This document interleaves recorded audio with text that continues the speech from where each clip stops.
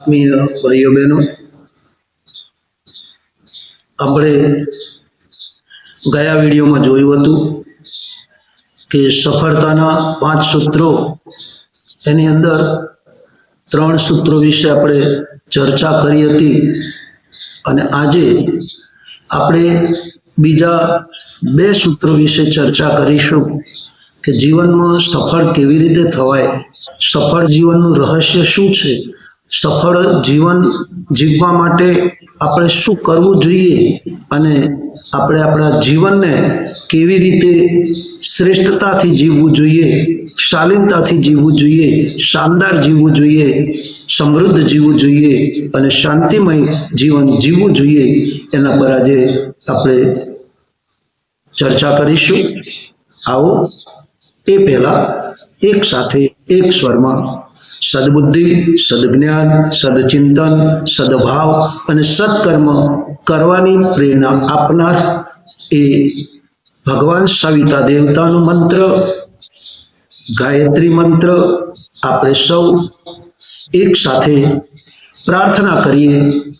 કે હે પ્રાણ સ્વરૂપ, હે દુઃખનાશક, હે સુખ સ્વરૂપ, હે શ્રેષ્ઠ તેજસ્વી પાપનાશક દેવ સ્વરૂપ પરમાત્મા, અમે આપને અમારા અંતર આત્મામાં ધારણ કરીએ છીએ। આપ અમારી સદબુદ્ધિને સન્માર્ગ તરફ પ્રેરિત કરો એવા વિશ્વ કલ્યાણની ભાવનાથી આવો ગાયત્રી મંત્ર એક સાથે એક સ્વરમાં। ઓમ ભૂર્ભુવઃ સ્વઃ તત્સવિતુર્વરેણ્યં ભર્ગો દેવસ્ય ધીમહિ ધિયો યો નઃ પ્રચોદયાત। ભાઈઓ બહેનો, અખિલ વિશ્વ ગાયત્રી પરિવારના સંસ્થાપક, યુગ નિર્માણ યોજનાના પ્રણેતા, જેમણે નૈતિક, બૌદ્ધિક, આધ્યાત્મિક અને સાંસ્કૃતિક પુનરુત્થાન માટે યુગ નિર્માણ યોજનાનો પ્રાદુર્ભાવ કર્યો અને વિચાર ક્રાંતિના માધ્યમ દ્વારા સમસ્ત માનવ જાતિના વિચારોને બદલવા માટે જેમણે અલખ જગાવી છે એવા 3200 થી વધારે પુસ્તકો લખનાર, 4 વેદોનું ભાષ્ય કરનાર, ઉપનિષદો, શાસ્ત્રો, પુરાણોનું ભાષ્ય કરનાર, વેદમૂર્તિ, તપોનિષ્ઠ પંડિત શ્રી રામ શર્મા આચાર્યજી કે જેમને અખિલ વિશ્વ ગાયત્રી પરિવાર પ્રેમથી અને ઈષ્ટ માની અને ગુરુદેવના હુલામણા નામથી પુકારે છે એવા આપણા સૌના આરાધ્ય ઈષ્ટ ઉપાસ્ય પરમ પૂજ્ય ગુરુદેવે સફળ જીવનની દિશાધારા એ પુસ્તકમાં માનવીના જીવનને શ્રેષ્ઠ કેવી રીતે બનાવી શકાય, માનવી પોતાના જીવનને શ્રેષ્ઠ લક્ષ્ય તરફ, ઈષ્ટ તરફ કઈ રીતે લઈ જઈ શકે અને માનવી પોતાના જીવનને પરમાત્મા સાથે, ગુરુ સાથે સમર્પિત કેવી રીતે કરી શકે અને જીવનની પ્રત્યેક ક્ષણ એ જીવનના દરેક ક્ષેત્રમાં સફળતાના શિખરો પ્રાપ્ત કરે એના માટે યુગ ઋષિ જણાવે છે કે બેટા, સફળ જીવનની દિશાધારા અને એની અંદર સફળ જીવન માટે 5 સૂત્રો આવશ્યક છે। એની અંદર 4થું સૂત્ર બતાવતા ઋષિ બતાવે છે કે સાહસ અને નિયમિતતા એ જ મનુષ્યના જીવનને પોતાના લક્ષ્ય સુધી પહોંચાડે છે અને એના આધારે, એ શ્રેષ્ઠ ગુણના આધારે એ શ્રેયના પથ પર આગળ ચાલી અને નિર્ભયતાથી પોતે વિપત્તિઓનો સામનો કરતા, મુશ્કેલીઓનો સામનો કરતા કરતા એ સફળતાને પ્રાપ્ત કરે છે, પરંતુ સાથે સાથે સફળતાના માર્ગ પર ચાલતો અસફળતાનો ભય સતાવે ત્યારે વ્યક્તિ પોતાના જીવનમાં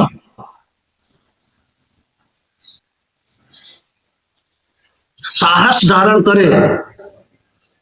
નિયમિતતાથી પોતાના જીવનને વ્યતીત કરે, જીવનયાપન કરે, ત્યારે આ સંસારમાં એનો કોઈ દુશ્મન રહેતો નથી. પરંતુ વર્તમાન પરિસ્થિતિની અંદર સંસારમાં આપણા દુશ્મનો અને દુષ્ટોની ખોટ નથી. આપણી આજુબાજુ હર પલ તમારા જીવનમાં શ્રેષ્ઠતા હોય, શાલીનતા હોય, ઉદારતા હોય, સમૃદ્ધિતા હોય, સાહસિકતા હોય, સહકારિતા હોય, ત્યારે તમારા પ્રગતિમય જીવનની એ પદ્ધતિને જોઈ આપણા નજીકના જ આપણા દુષ્ટ અને દુશ્મન બનતા હોય છે. ત્યારે પરમ પૂજ્ય ગુરુદેવ કહે છે કે બેટા, આવા સમયે ધૈર્ય, સાહસ, નિયમિતતા, સાદગી અને સમર્પણ ભાવથી સદવ્યવહાર જીવનમાં અપનાવવાથી મનુષ્યના જીવનમાં સુખ શાંતિ અવશ્ય આવે છે. પાંચમું સૂત્ર બતાવતા ઋષિ કહે છે કે પ્રસન્નતા તથા માનસિક સંતુલન એ જ મનુષ્યના સફળ જીવનની માસ્ટર કી છે. આજે આપણે જોઈએ છીએ ચારેય બાજુ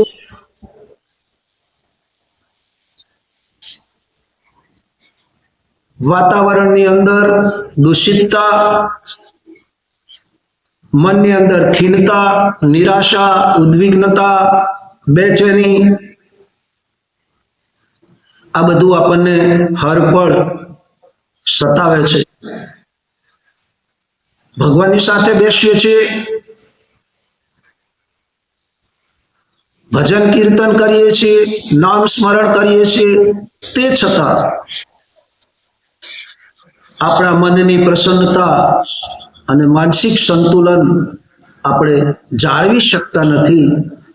એનું કારણ એક જ છે કે મનુષ્ય પ્રસન્નતાની શોધ માટે બહારની દુનિયામાં ભટક્યા કરે છે. ત્યારે યુગ ઋષિ કહે છે કે બેટા, પ્રસન્નતા બહાર ક્યાંય વેચાતી મળતી નથી, પ્રસન્નતા બહાર ક્યાંય મળતી નથી, પરંતુ પ્રસન્નતાને જો પ્રાપ્ત કરવી હોય તો આપણે આપણા અંતર્મન સાથે, આત્મા સાથે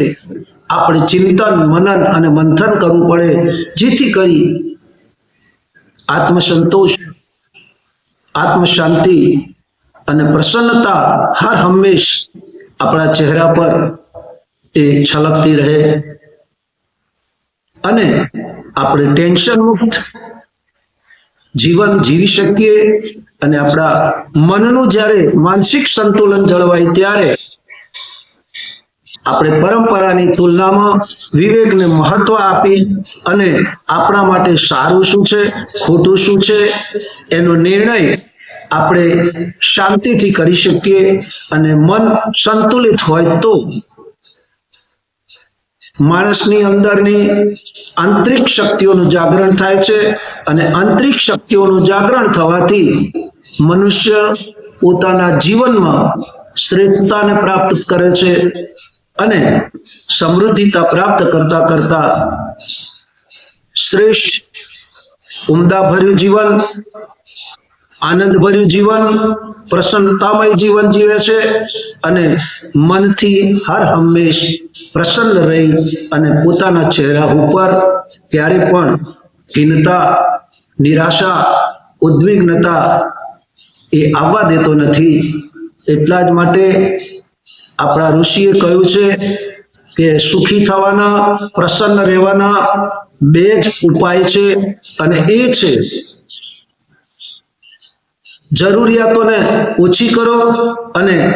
આવશ્યકતા પ્રમાણે ખર્ચ કરો. અને છેલ્લે કહ્યું કે સુખી થવાના બે આધાર: સાદું જીવન, ઉચ્ચ વિચાર. મનુષ્યના ચિંતનમાં, વ્યવહારમાં અને જીવનમાં જ્યારે સાદા જીવનની પરિભાષા આવશે, ઉચ્ચ વિચારોને સ્થાન આપવામાં આવશે અને પોતે એમ વિચારે કે હું કોણ છું, આ ધરતી પર મને કેમ મોકલવામાં આવ્યો છે, મારે શું કરવાનું છે, હું શું કરી રહ્યો છું, મારું લક્ષ્ય શું છે, એની જ્યારે આત્મચિંતન દ્વારા, ચૈતન્ય શક્તિ દ્વારા જ્યારે અંતર્મન આપણને પુકારીને કહે કે તું એક પરમાત્માનો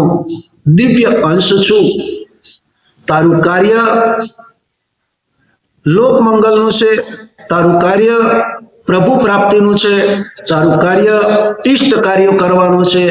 અને તને મેં પૃથ્વીનો રાજકુમાર બનાવી અને આ ધરતીને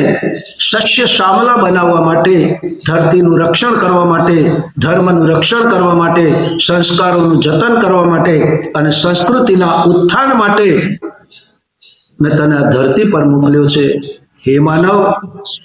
તું તારા જીવનમાં પ્રસન્નતાને લાવ અને માનસિક સંતુલન સાથે જીવન યાપન કર, જેથી કરી અંતિમ સમયે તને તારા ઈષ્ટના અવશ્ય દર્શન થશે અને જીવન લક્ષ્ય પ્રાપ્ત કરી અને અંતિમ જે લક્ષ્ય છે પ્રભુ પ્રાપ્તિ એ અવશ્ય પ્રાપ્ત થશે. તો ભાઈઓ બહેનો, આપને આ વિડીયો ચોક્કસ ગમ્યો હશે, કારણ કે આ જીવન જીવવાની કળા બતાવે છે. સફળ જીવન કેવી રીતે જીવવું એના માટેનું આ થોડું માર્ગદર્શન આ યુગઋષિએ લખેલું સફળ જીવનની દિશાધારાના માધ્યમથી આપ સુધી પહોંચાડવાનો પ્રયત્ન કરવામાં આવ્યો છે. તો આશા રાખું કે આપને ચોક્કસ આ વિડીયો ગમશે. તો